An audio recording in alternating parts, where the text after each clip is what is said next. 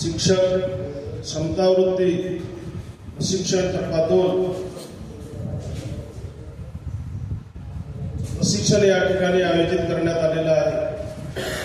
या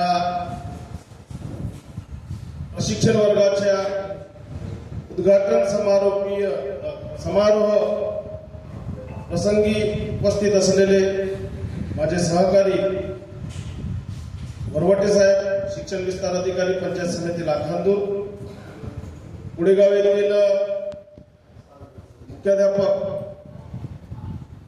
एंबुर्णे सर, गांधी विद्यालय विरली बुजुर्ग येथील मुख्याध्यापक नंदनवार सर आणि या विचार मंचावर उपस्थित असलेले या वर्गाचे तज्ञ मार्गदर्शक आरती सर, या प्रशिक्षण वर्गाला सुलभक म्हणून लाभलेले नागोसे सर, डोंगरवार सर, वनिता भोले मॅडम, शिल्पा भाईसारे मॅडम, पालांदुरकर सर, आमच्या BRCच्या विषय साधन व्यक्ती आणि तज्ञ मार्गदर्शिका स्मिता चौरे मॅडम आणि या संपूर्ण प्रशिक्षणाची जबाबदारी यांच्यावर सोपविण्यात आलेली आहे अशा या प्रशिक्षण वर्गाच्या समन्वय वंदनाताई भोवते मॅडम, या प्रशिक्षण वर्गाला उपस्थित असलेले सर्व माझे मुख्याध्यापक, शिक्षक बंधू भगिनी, बंधूंनो, हे जे प्रशिक्षण आहे, प्रशिक्षण 5 दिवसाचं आहे। प्रशिक्षणाचे 2 टप्पे आपण उत्कृष्टरित्या पार पाडलेले आहेत। हा प्रशिक्षणाचा 3रा आणि शेवटचा टप्पा या ठिकाणी आपण सुरू करत आहोत। तर प्रशिक्षणाची गरज काय आपल्याला? तर नवीन शैक्षणिक धोरण 2020 हे राष्ट्रीय शैक्षणिक धोरण आहे। याची अंमलबजावणी आता सुरू झालेली आहे आणि या नवीन शैक्षणिक धोरणामध्ये जी न्यू एज्युकेशन पॉलिसी आहे त्यामध्ये काही बदल झालेले आहेत। त्या बदलाची माहिती आपणाला व्हावी। जगामध्ये वेगवेगळ्या क्षेत्रामध्ये जे बदल होत असतात आणि ते बदल झाल्यानंतर ते आव्हानं पेलण्यासाठी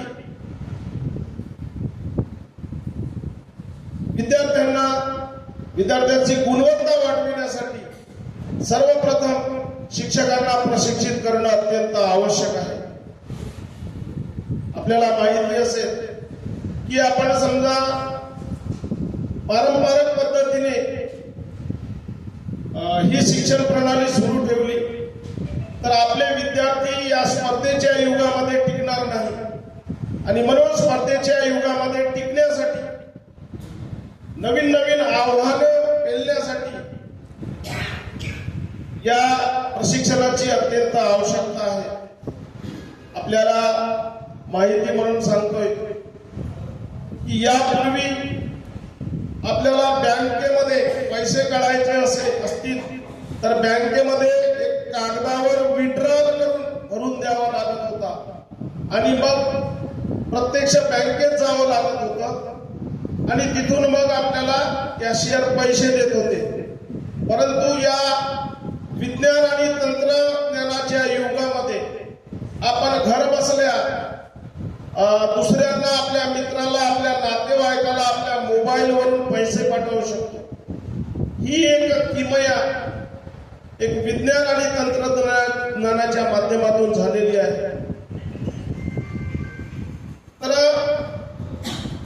पैसे पाठवण्यासाठी आपल्याला कुणाची तरी मदत घ्यावी लागली, ते ज्ञान अवगत करावं लागलं, म्हणजेच प्रशिक्षण घ्यावं लागलं।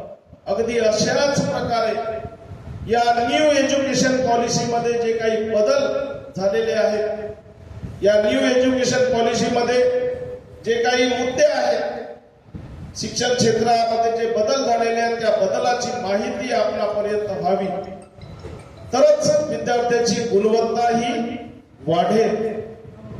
आणि म्हणून प्रशिक्षणाची अत्यंत आवश्यकता आहे. बंधूंनो, आपण सेवेमध्ये आहात म्हणून आपल्याला मोफत प्रशिक्षण दिलं जाते. या प्रशिक्षणावर जरी तुम्हाला मोफत दिलं जात असेल, परंतु या प्रशिक्षणाचा खर्च भरपूर आहे. शासन या प्रशिक्षणाचा खर्च उचलते आहे. आपल्याला कुठल्याही प्रकारचं भूर्दंड किंवा पैसे मोजावे लागत नाही. परंतु आपण जेव्हा सेवानिवृत्त व्हाल तेव्हा आपल्याला कोणीही फुकट प्रशिक्षण देणार नाही. प्रशिक्षण घेण्यासाठी आपल्याला पैसे मोजावे लागते. आणि म्हणून आपण या 5 दिवसामध्ये अतिशय उत्कृष्ट असं प्रशिक्षण आपण घ्यावं.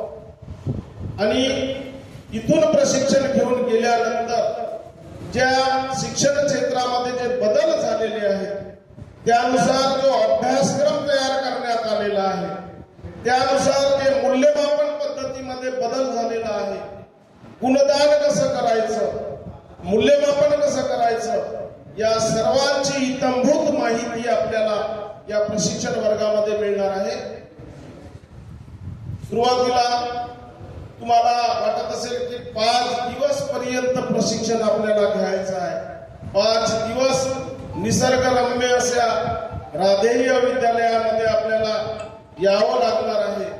5 दिवस आपले कसे जातील, पण निश्चितच मी तुम्हाला सांगतो